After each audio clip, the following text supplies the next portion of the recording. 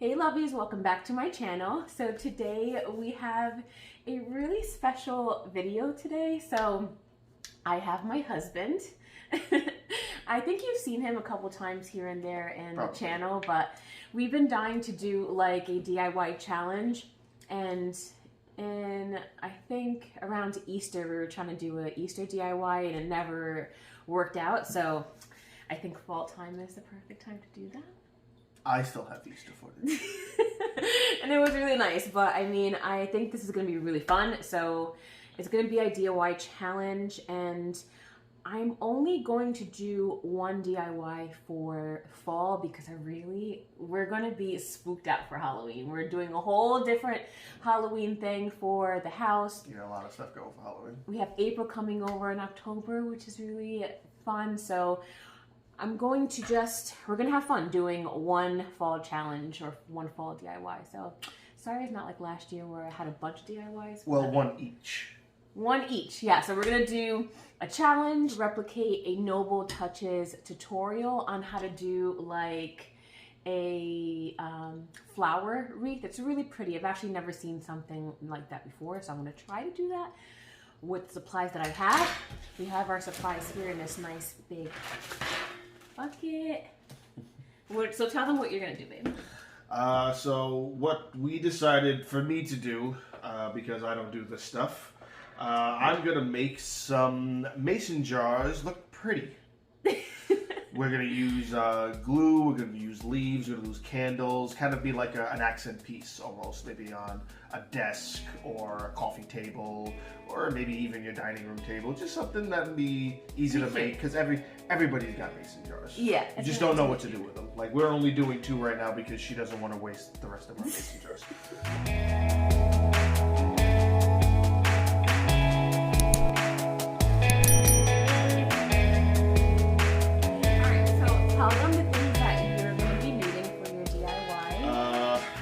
I've got, like I said, 2 mason jars. Mm-hmm. I've got tops here. You don't need tops, but tops are always a good additive. I have 2 candles. They don't need to be star candles. We like that little accent.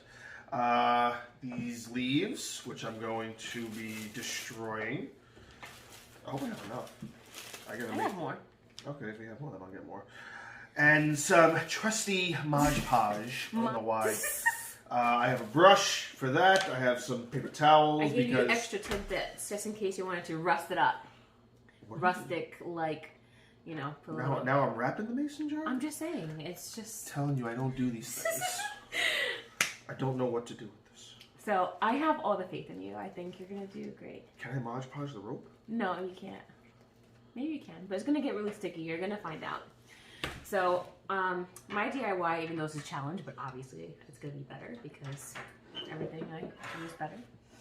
I have some deco mesh that I got at like a flea market. These were $1 a piece. And it's like, this doesn't fit. What? It doesn't fit. It'll be fine. I already feel What are you doing, my love? So I got deco mesh, and I don't know about you, but like I feel like I always see deco mesh and then I'm like, oh, let's buy this, and then it's just like, what do I do with this? And we have about 6 of them. And they haven't been, I've had these probably for maybe a year, 2 years. So 3 years. I know a Noble Touch, when she does, I'll leave her tutorial down below because she has a bunch of colors, and she gives you a pattern of all these, like where to put them. I'm just gonna wing it, you guys, because I'm just gonna wing it. And I got a foam ball because that's what she uses, and then I got some other supplies too. So I think we're good. Cool. Might I be able to borrow your scissors? No, you may not. Oh. So, no, you can pluck them off. Yeah, but I might want to chop them all. Okay, you can use my scissors. Okay. Cool, so then we're gonna start, and the other half of this video, which is really fun, is that I've been getting a lot of questions from either Witchy Wednesday or like the New Spell Craft Sunday about either things about me, things about us, things about you. So I figured I have them written down. So we have some really good questions, and I'll try to pronounce the subscriber name as best as we can. But so we're gonna answer some of these questions while we craft, and then at the end we'll show you our finished products, and you can, I guess, choose which one you like better down below. Okay. Cool. Okay. All right. So let's just start off with a bang. You want to start with the questions? Yeah. Read me the first question. All right. The first question I'm going to read you. I'm going to mark them off as we do so we don't repeat questions. The first question. I don't even want to read this person's name. Okay. So the first question I'm going to give you is from Stacy Lind. I believe that's how you pronounce it. Okay. How did you get so crafty? How did I get so crafty? So that's kind of hard question to ask. You know what I mean? It's like, how did you get into music? How did you get into writing? It's kind of like, I think it's just who you are and how you're designed as a person. But I will say that a lot of my family members are very crafty. So my mother is definitely the OG crafter, right, of the family. Like she can make anything and everything, and she has a whole craft room and a stash that's like jewel worthy. So I definitely probably have gotten my craftiness and inspiration from her. But my dad used to also paint and things like that. So yeah, that's where I get my crafty I guess touch from. But so I'm basically going to cut the double mesh, and I would say probably 5 or 4 inches high, and the like width, yeah, looks about right, is 10 inches. Okay, so I'm just going to keep cutting these, and we're just going to keep answering questions. So what I've done so far, if you haven't been paying attention, I have ripped off all of the leaves from this stem. Now, mind you, these obviously are not real. They're plastic, so it makes it a little bit easier. And for a second, I was worried I wouldn't have enough, but now that I'm seeing my pile of leaves in front of the mason jars, I think it'll be fine. Okay, you ready for the next one? Yeah. All right. Mal C asked, how does someone get into a coven? Ooh, good question. And I get this a lot. I get this question. It's probably, I don't know, dare I say, one of my, like, probably the top 5 questions that I get throughout, like, either comments from videos and things like that. So, all right. So, how does one get into a coven? First of all, Practice. no, not yet. Not yet. I just want to say, too, I want to preface this video, too, while we're crafting, is that we really haven't read the questions so in advance. So these are really just coming straight from the heart. These aren't practiced answers. So I'll try to be, you know, as thorough as possible. But when you're trying to get into a coven, you should really first and foremost ask yourself why you want to be in a coven. Right, so a lot of people want to be in a coven because they're searching for that second family, and even though that is a really nice like thought process, but the reasons for being into a coven is really to have that connection with other like-minded people and spiritual people. So it's, you have to be really careful on why, and you don't want to do it for acceptance. You don't want to do it to be cool. You don't want to do it because it's trending.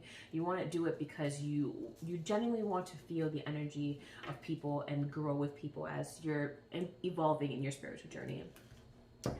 So that's, the question comes with a caveat, right? So why do you want to join a coven would be your first thing.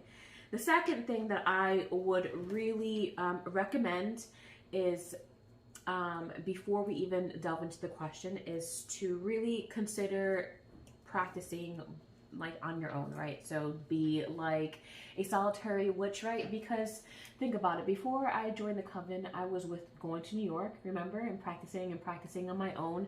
So I would say that I've been a solitary witch for a long time prior to saying, okay, I think I need something more. I think I need something different. And that's kind of where you want to be. You don't want to just straight off say that I want to be in the coven because this is the right thing to do. You kind of want to ease into that feeling of being in a group like that. I feel like it's also depending on, say, like who a person is. Like you have those people that, like, if you're studying in like college, you got those people that do really well in study groups, and you have those kind of people that do really well if they're studying by themselves. Right. So if you, depending on what kind of person you were in, say, that kind of a scenario, it would really determine how you would be in, say, because you don't necessarily have to be in a coven to practice, you know, Wicker or be a witch or anything like that. Exactly. You could do it on your own. You just got to be willing to do all the research and be willing to make it where it's, you are, I think there's a word for it. Don't you have a word for them? Solitary? Like, what do you mean? People who practice on their own? Yes. Solitary. Solitary witch. Yeah. Okay. Yeah. So, I mean, that's just a caveat. That's not really answering your question. I just want to be sure that we talk about that before I dive into it, because it is really important. You want to have your own path, and you want to have your own reasonings why to do these things, and not because it's what you see and it's what you think that you should be doing. You want to almost have it be called to you, if that makes any sense, because that's what happened to me. So, so how to join a coven? So every coven is different. So it all depends on which coven that you want to choose, right? And I will say that you can't always just join a coven. A coven has to basically have the room or have enough bandwidth for the high priestess to allow you to come in. So let's just say that the coven only allows 13 members and they're maxed at 13. You would have to wait until someone leaves or that high priestess decides to take on more for that coven. So that's one question that you would ask if you see a coven and you're interested in it. I would first contact your high priestess and ask all about the coven. How many members? Is it diverse? Do you want women? You want men? You want children? You want to see it all? You just don't want one thing, unless that's going to be your thing. Yours is men and women, right? Yeah, men, women, children. We have a whole children's thing so that we teach, like a whole different class. But that's what I was looking for. Unless you're doing something like a Dianic path, then that's something that you're interested in, all women's coven, which is, that happens. So, and then I'll kind of wrap the question off with saying, so once you contact your high priestess, I think it's really, really, really important to meet with them and speak with them and go on outings before you really decide to take it to the next level. I know with our coven, it was required that we meet, like walking labyrinths. Remember, I used to walk in labyrinths. It was so nice. Mm-hmm. So I would meet with them, walk the labyrinth. We would go to a diner, have dinner. I would go to their open Sabbats and open Esbats and get to know them. And if immediately I knew where I belonged. But some people might not feel that way. So number one, I guess my top answer to this question is to make sure that you spend time with the coven members, get to know them before you make a decision. And that's how you basically get in. This will dry clear, right? Yeah. Okay. Yeah. Good question, right? These are all pretty good. Angie Sapien asks, did your husband know you practiced witchcraft before you were married? Good question. So, I guess you want me to answer? Yeah. Okay. So, we've been together for almost 10 years now. Mm-hmm. And we're going on 3 years married. This October will be 3 years. And you started doing it before we got married. Oh, yeah. And it was after we were dating and when I think we had just started living together. And you came to me and you kind of sat me down and you asked me, you said, what do you feel like? Like, I feel like this is something that I want to do. It's something I'm leaning towards. I've always been interested in it, and I've kind of wanted to explore more. Right. And what was my initial reaction? Oh my God! If I can remember. Wicker is a belief system just like any other system. And when I approached her, when she approached me, I just said, "Babe, if that's what you want to do, I support it. I want you to do whatever you feel comfortable doing. All I want you to do is respect that I don't want to be involved in it." Right. And I do a couple of things with her. I kind of would rather... as time went on, though. Because the more stuff she exposes me to... it's like those articles you can always read about how, Easter came from Wicca, Right. Oh, the Halloween traditions. Came from Wicca. Yeah, those traditions are very deep-rooted in the Wiccan culture. And I would prefer even raising our kids in that fashion because it's just something outside of what I was so used to. I was raised both Jewish and Catholic, so I was around all of that. We try to incorporate it in so much of our everyday life. I'm like, this is something I would rather instill because I feel like this has a better message. Right. I feel like the message in Wicca is very much about individuality, self, what's the word? Like self-improvement? Self-improvement, there you go, self-improvement. Very earth-based? Yeah, it's very much understanding your role in the universe. Yes. And I spent a lot of... Good job, babe. Listen! I spent a lot of time in my younger years, soul searching, privately. It's how I became the man I am today. It's because you need that time to kind of discover yourself. Yeah. Yeah, so I mean, basically it was something that we just grown together with.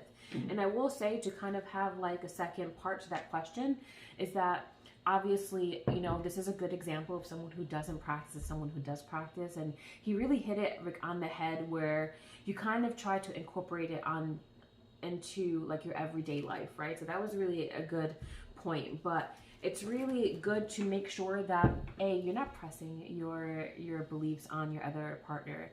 And if that person's not into it, then you can talk and see like what are the things that you can do together that he may like. I know he's a big tea drinker. Tea and things like that is also very big part, and like spiritualism and kind of meditating and things like that. And these are all the things. He loves cooking, so we can work with herbs and he can see like the correspondences of different herbs. So it's really important to know your partner, know what they like, and try to talk to them and say, hey, you may not like this, but I believe like another way, and I think you may be into it, and have that discussion. They may be pleasantly surprised at. All right, so the next step for the wreaths before we move on to the next question. So from a noble touch, she basically tells you to take the corners. This isn't cut to her specific, so it might look a little bit different on mine, but we're just kind of just trying it out. So we're taking the two corners of your piece, and you're gonna try to make like these ends, like how we have here. So when we take this, I'm gonna do it one more time, and I'm gonna scrunch it in the middle. You're gonna wanna take your finger, twist it, and go up. That's going to be your petals. And when you have the burner like she has, you don't get as many frays. So I'm gonna hold this in my hand. I think she does this too. And then I'm gonna do the next one. So the next one, I'm gonna take a corner, take another corner, scrunch it together, twist, Good show. and then and then put it in another one. Oh, I got some on my mustache. Oh. So then you're gonna have something like this. You're gonna take your pipe cleaner here, and you're gonna twist it, and this is gonna be one petal. So what you're gonna do is that you're going to start putting these. I'm putting this color first, and every one of these sections first. So the first one. I am kind of saturating it because it is taking a little bit for the leaves to stick. I'm also leaving some gaps in the middle of the leaves, just to make sure the light gets through. The way I did see this online is that they overlapped it all, but I'm not sure if the light will shine through these. They are pretty thin, but it's just to make sure that the light works. Don't worry about the fact that it is white. It will dry clear, or it should dry clear, hopefully. Okay. Next question. From Joshua Rodriguez. Josh, our good friend Josh. Hi, Josh. Josh at the Josh Speaks. What's one crafting supply you can't live without? Hot glue. It's interesting. I feel like, yeah, the amount you of can times, make anything with hot glue. The amount of times I hear yelling from the other room, I'm out of glue! There's no more glue sticks! I can't do it, I just ran out of glue sticks! Babe, we can go to Home Depot. I am now! Oh, it's terrible. When you run out of glue sticks and you're in the middle of your project, there's nothing honestly worse than that. But yeah, it would be the glue stick for sure. Second to that is probably fabric tack, because it's expensive, but that ish is the best. Okay, so these next two questions are basically the same from two different people. From Cool Kids Never Die and Nohalani KH? Nohalani? Is that how you pronounce that? Nohalani, yeah. Nohalani KH? Really cool name, yeah, it's a very cool name.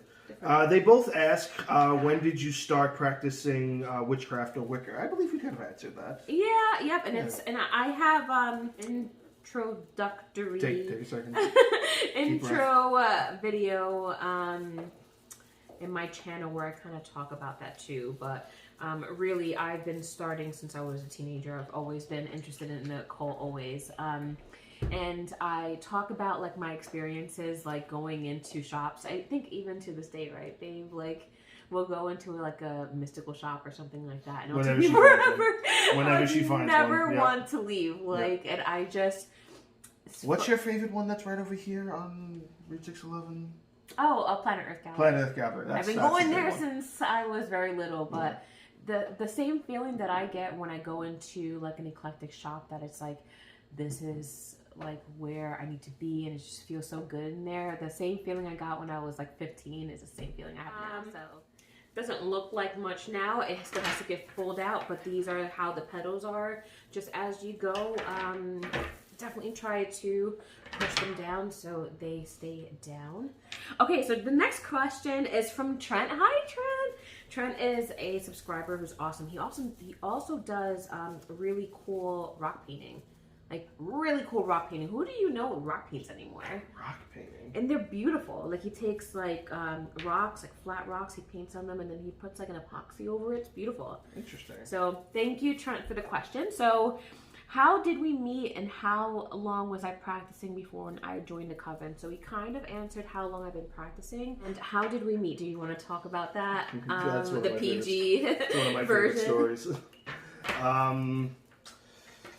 It was New Year's Eve, 2010 going to 2011. We were at Neff and Josh's house. Shout out to both of them, Just Neff and the Josh Speaks. You had come, your cousin knew some people that Neff and Josh knew. Mm-hmm. Right? Yeah, I didn't know your cousin either, but I met you and your cousin that night because I knew whoever you had come with. It was like the first time I had ever like seen you before. And it was New Year's Eve, so it's right after Christmas, and in his living room he still has his big tree. And that's usually where we hung out and set up a bunch of folding chairs, and we had one table, and we'd all drink, and we'd jump back and forth between the living room, kitchen, dining room. And I remember you were sitting in the corner, basically by yourself, because you didn't know any of us, and you were just like, you looked really upset, and you were like texting on your phone and whatnot. And I was texting an ex-boyfriend, by the way. Yes, I remember you told me that years after the fact. And I still thought that was hilarious. And so you were in there and talking, and of course it's New Year's. I've had a couple, and he had a strobe light. So I took the strobe light, I got up on one of the chairs, we shut off all the lights, and I'm holding the strobe light, and the only lights you see in the room now are the Christmas tree, which for some reason was on, and the strobe light. I get dizzy, we go into the kitchen, and we're hanging out, and I pull out my flask. And out of nowhere, you come from behind me, and you're like, my flask is cooler than yours. And I'm like, whoa. I don't even know who you are. Don't you make fun of my Jack Daniel's barrel flask. And she was like, well, look at mine. And she pulled out this glittered covered pink flask. It was snakeskin. It was so like crazy. And she's like, it has my name on it. And I'm like, all right, this has what's in the flask on it. That's all I need to know. Nobody needs to know who I am when I'm drinking out of my flask. That's so funny. And so from there, we started talking. We exchanged Facebook information and talking. And my birthday is in January, and we had our first date on my birthday. Yeah. That's all history from there. Yeah. I remember I took you out for my birthday. Aw, sweet then and sweet now. We tried to wait for the Mod Podge to dry a little bit. If you can look, you can kind of see a couple of areas where it's all dried up, but I did use a lot of it because I don't do this stuff often, so I didn't know. So it's taken a while for that to dry, so we're trying another method by using Fabri-Tac. Yeah. Yeah, so it dries a little bit easier. It dries a little bit easier. It also dries clear, so hopefully before the video's over, we can give you guys a nice view of what this is supposed to look like. So I just wanted to show you some progress. It looks really good. The flower's coming out awesome. It's looking really like a sunflower, which is kind of what I wanted. So you definitely want to have like a foam half of a ball, or you have a ball, cut it in half, because that's going to go in the middle. That's kind of like the little middle part of your flower. And you're going to have to glue something. This is basically like priority mail. You're going to want to glue something on the back so that has something to hold the ball. So I'm just going to glue the petals on here because I don't have any more rings to tie it. Yeah, so let's do that. I'm going to color the ball. You can put glitter. I wouldn't spray paint this. The styrofoam is going to do really well. From Steph B83. You're a poet and you didn't know it. Can you recommend some books to getting into witchcraft? Something easy to follow or understand for a beginner. Ooh, okay. So this is, I actually saw this. Selfless advertising. I actually saw this question, and I did prep a little bit so I can show you some of the books that I have. But again, very much like the Coven question, this question comes with kind of a little bit of a caveat. So when people suggest books, or if you're trying to get really into the path and you're wanting to learn, I really think it's really, really important to try to see like what matters to you, you know, like what are your thoughts and feelings about things. I think when you're a little bit younger, so like say if you're a teenager and you're watching this right now, I know that books help you with some guidance, but when you have to practice, it's all about how you feel, right? So I'm saying this because I wouldn't want you to grab a book and practice word for word what you see in the book. You know, this is a very special type of personal practice, and you want to really combat that imposter syndrome, you know, and you don't want to just take like your book of shadows and write from a book and put it in your book, because then you just have two books with the same information and it doesn't make any sense. So really, if you're starting out, I don't really want to do like a video about like what to do when you're first starting out, because again, now you just have someone else telling you what to do. Like basically, right? You get what I'm saying? It's like you have to follow your own path, and books are great to get kind of inspiration and motivation, but like by no means, like you should definitely journal first before you even get a book. I always suggest to new witches and people who are wanting to go into this practice that go on a nature walk, like feel the elements, like get your shoes off, put your feet onto the ground. What do you feel? Like, how do you feel? Does one element make you feel better than the other? Like, that's true magic. You get what I'm saying? Sure. Like, I just feel that, like, when it comes to books, and I'm going to suggest some books for beginners. That's the question, too. I get a lot of questions, like, what are your books for beginners? And I just hate for people just to get this book, and it's their end-all, be-all, like... Okay, so my books that I have here are definitely for beginners. These are super beginner friendly. So we have really popular books from like things like Scott Cunningham. So this is basically a guide for the solitary practitioner. That's what we were talking about earlier. So this goes through a whole bunch of things like meditation. Let's see here. So yeah, like tools, rituals, meditations, things like that. So this is a really, really good beginner book. I absolutely love Christopher Penczak. I've met him a bunch of times in the Witch Fest in NYC. He's a really, really nice guy, very knowledgeable, but this whole inner temple of witchcraft is really good to kind of get that esoteric meaning behind the craft. And then I have my tried and true, a Big Blue, Raymond Buckland. This is the complete book of witchcraft, and this, you can see it, it's just like, this is probably one of my favorites when I like first started. This book has been around for a really, really long time. One thing that I love about this one is that Raymond Buckland really goes into all the different types of practices, right? And all the different types of paths you can take. So you have Alexandrian, you have Gardnerian, you have Mosian, which is a tradition that I follow. You have Dianic, which is the all women's kind of path. You have Draconic. He goes through a lot of different things. So when you're first starting out, it's good to read on all the different types of paths to see which one that relates to you. That's what we lovingly call Big Blue. And then I have some really fun ones that, like, these are my tried and trues too. I get them every year. So this is like a witch's almanac. This one is really, really good because it goes through, it has your own calendar. So I use these calendars really as my agenda. So it'll go through the calendars, a little bit of astrology, a little bit of folklore, some history and things like that. So if you're just first starting off, it's really, really, really important to get like books and things like that that go through history, so you know not only how to practice but why you're practicing, and ancestral work that'll help you with that too.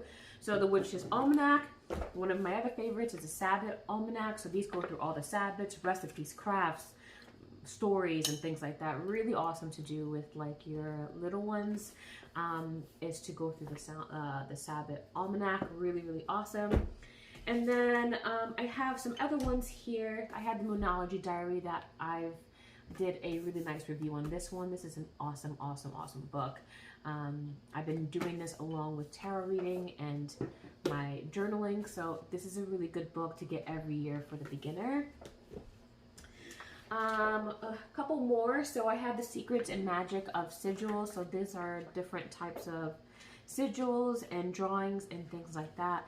When you first start out, you really want to do a lot of research on symbology, because that's when you'll start seeing things and noticing different things that you studied about symbology. So really, really awesome book. This is Secrets and Magical Seals by Anna Riva.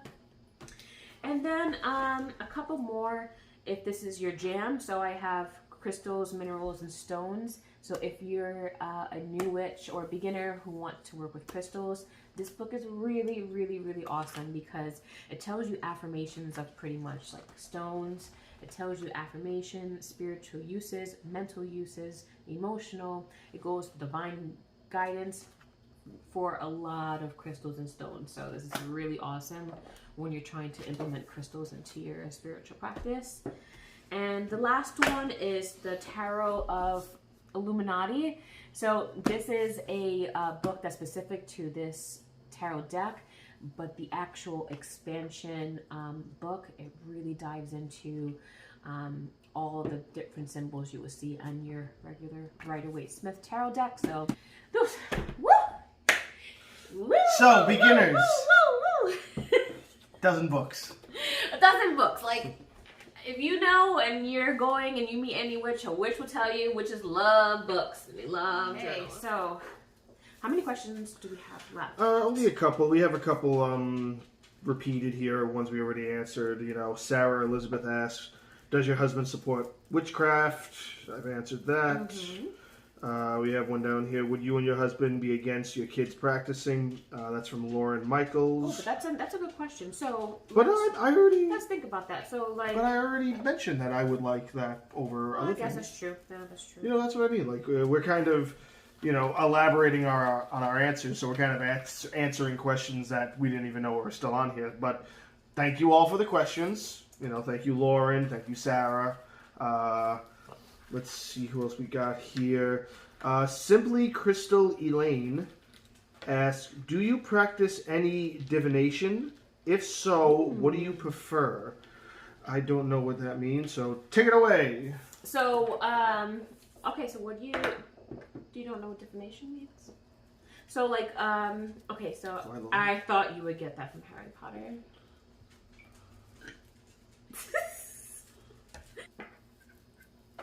Ooh, that's cute! Yeah, it's not bad. Look at you! The dog's poking me. She wants attention. Good girl. So, what do you think is my favorite divination? A deer. That's not divination. What's a divination? Like examples are tarot reading, crystal ball, scrying, runes. Tarot. Yep. I definitely would say yours is tarot because you buy a new tarot deck every time they release one. Yikes. And Truth. And you make fun of me every time I want some new geeky tech thing that I see pop up. I don't know what you're talking about. Yeah, you don't. Of course you don't. Of course, when it works for your benefit. So to answer the question, tarot is definitely my favorite form of divination. I've been practicing tarot for a long time. Long time. I thought about even maybe doing like kind of like a tarot 101 on this channel, but it's definitely, again, it's something that's really personal because you have different types of tarot cards. So you have like the Marseille, you have Rider-Waite-Smith, you have a whole bunch of different ways to practice tarot and read tarot cards. But yeah, tarot cards is definitely my favorite form of divination, and it's, again, it opens up, tarot to me opens up a lot of doors for other types of studying, right? So it allows you to study numerology, it allows you to study colors, it allows you to study the planets and like other symbologies and signs like Aries and things like that. There's some like really novelty cards that you can just have fun with, and there's some ones that really pack a punch. So if you're interested in tarot, I definitely suggest getting the Tarot of Illuminati book and even Rider-Waite-Smith, like a regular tarot deck, and see how they jive together, because a lot of cards are in the Rider-Waite-Smith kind of realm. So once you learn RWS, you can learn pretty much all those styles. So good question. I love tarot, so it really is one of my things that I'm super passionate about. I love that. That looks great. That looks great. It's not that bad, right? No, that's nice. It's gonna look really nice at night too. Yeah, 100%. And of course, as you can see, I didn't put too many leaves on the inside to make sure the light could still shine through. Yeah. But you can still kind of see, if you can see there, the light can kind of make it through, but it won't make it as bright. So you could probably put more if you wanted to. I don't mind this too much. Ooh, but hopefully before the video's over, you'll get to see that one too. But at least I got one done. Yeah, well, we're almost done. So I just gotta put my middle of my flower, and then. So let's see, what do we have left? Pink Odd Bird. Yeah, it's April. Hi, April. If you were a scary character, who would it be? I don't know. You're talking like scary, like outside of like everything that isn't secluded, I guess. Mm-hmm. I would probably say Slenderman. You want to be Slenderman? I feel like that's a pretty creepy character. And it's just a bunch of internet stuff. You know what I mean? Like if you want to look up the Slenderman stories, they're crazy. And that's interesting. And like imagine just being that guy. Like there's no movie. He has like 2 movies maybe, and I think one's a documentary about the 2 girls that said that Slenderman spoke to them. And again, he's not real. This is just like urban legend stuff. This is internet spooky stuff. Right. He's not creepy real. Pasta. Yeah, he's not real. Like it's all within the last like 30, 40 years that he became at all a serious thing. It is scary. I guess maybe the Invisible Man. Oh, that's a good one. Yeah, because like if you think about the idea of like us being in this room and there's a guy sitting on our stairs and he's staring at us, and I don't know that he's staring at us. You know, right. Like that's a bit unsettling. So I'd rather be on that end than on this end in that scenario. What about you?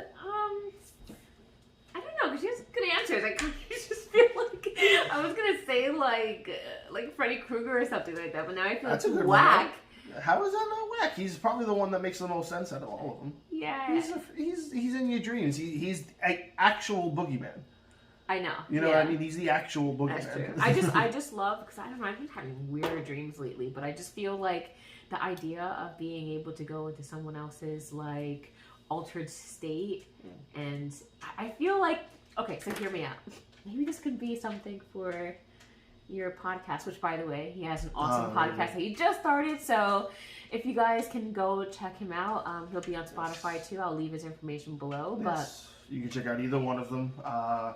Diary of a Cinephile. It's about my opinion on like movies and books and pop culture and things like that. Right. And then Pages is my short stories read by me. Really awesome. Yeah. But I just thought maybe that would be something cool for your cinephile one, because think of the idea of like, what if they took Freddy and not so much like 80s horror, but really delve into like how you can alter someone's like different like plane of existence and their REM sleep, and how that they kind of what was the movie that we just saw, Dr. Sleep, where they kind of touched on that a little bit. That would be so awesome. Like that would be a different way of seeing Freddy, more than just going into your sleep and just Like Inception?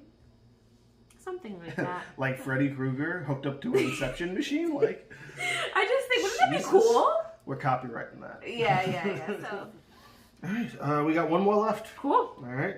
This is from Jody Roberts. She asks, if someone has been involved in a religion and have come to terms with being a witch, do you keep it to yourself? How to combat fanatics? Ooh, what a question! And I've called you, if I can jog a memory, I've called you from Witchcraft, and I think I was upset because I had people screaming in my face that I was a devil worshiper. Remember that one time? I think I remember that, yeah. It's how would you answer this? I mean, that's tough because I come from two different perspectives. I come from the perspective of a person not involved and a person involved. And I have this belief that if it doesn't bother me, then I shouldn't be bothering other people. You know what I mean? Like, what are you missing in your life that causes all of your energy to be focused on trying to say that somebody's wrong and how they do? I'm a person who loves a good debate. I'll have a good debate Right. any day of the week. You're not going to threaten me with a debate. This is a really good question. So let me kind of answer this twofold, because this person is saying they've been involved with a specific religion. So say it's Catholicism. So they're involved in religion and they come to terms that they're a witch. I want to make this really clear because, and I'm speaking for myself. Some other people may not agree. Being a witch, you can be a witch in any religion. You could be a witch that still practices Catholicism. You could be a witch that practices Wiccan. Being a witch doesn't automatically make you a Wiccan. It just makes you a witch, and it's part of practice. So if this person is saying I'm assuming that they were Catholic or Christian or Christianity, and they've just come to term that you're a witch, like you really have to think that when, you know, and I mean this in no disrespect, but when you're going to mass, they're doing a lot of things that we would do too. It's very similar. They're burning frankincense and myrrh and things like that within the chapel. We do that too. They have chalices. We do that too. They're in front of an altar. We do that too. So that goes back to what we said earlier. There's a lot of things that are carried over amongst all of them. Yeah, and I'm not saying they're copycats or anything like that. I'm saying that if you're starting to see, okay, I see these things and I'm relating to them, but I'm relating to them in a different way, that's a beautiful thing. And a beautiful thing about being in witchcraft is that you can go to many other religions, take parts and pieces of that, and bring it into your own practice. I think one of the things that people are scared of is just that stigma that and comes with the idea of saying, So that's your transition into your second half of the question. So how do you combat fanatics? And there really isn't a right answer for that. It's just really sad. It's really rude and it's really mean. And we've gone through it since the Dark Ages, like witches and things like and other like-minded people have been suffering this for a long time. But I will encourage you to find it in yourself to really pass on that forgiveness. And when I see these people now, I no longer get upset because I know that in their mind, they think that this is the right thing to do for their path. So the best thing that you can do is just ignore them, and that's really the best thing that you can do. If someone's protesting like outside a ritual, the best thing you can do is just to ignore them. Don't get angry. Don't go and like converse with them, because it's not, they are very deep in their thoughts and their beliefs, and that's okay. But that doesn't have to go onto yours. And I just think that I forgive them for being that way to me. And B, I understand that they're not knowledgeable in what your practice is. So like a lot of fanatics will say that like, I practice the devil's work. I don't even believe in the devil in my practice. That's not an entity that we follow. That's something from like Christianity. So if someone were to say that back then, it would bother me. But now it's just like, okay, I forgive you. This is how you are. This is how you choose to live your life. But it doesn't bother me any longer because I know that they're just not educated. A lot of them want reactions. A lot of them want you to feel a certain way about what they're saying. And if you show them that nothing you say is going to change how you feel about this, they have no power. The only type of person like that has power is if you give it to them. Yeah, the only way you give it to them is giving them the reaction. That's exactly what I was going to say. You know, you have the power to control your own feelings. No one else does. Yeah.